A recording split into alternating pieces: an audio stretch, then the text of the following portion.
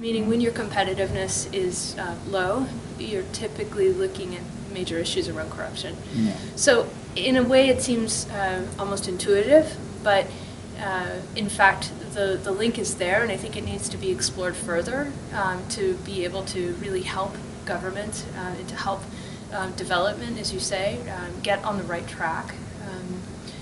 Because there's no doubt that if funds are being diverted, then there's going to be an impact. Mm-hmm. I think what President Aquino has done is also very noteworthy.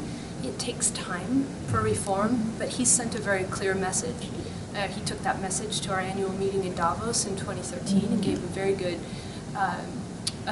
speech at our anti-corruption work, and it sent a message that he was moving forward in a serious way.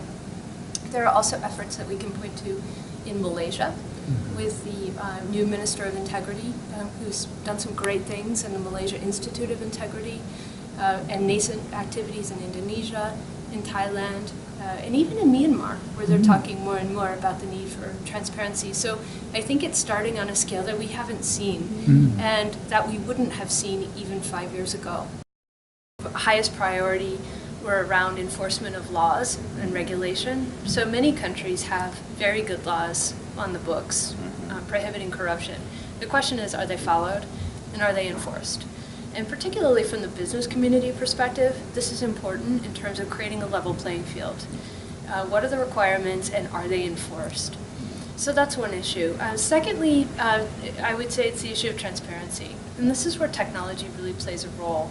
Whether it's tools for social media that give a more transparent and inclusive voice to the public, tools that can be used to improve procurement processes in government.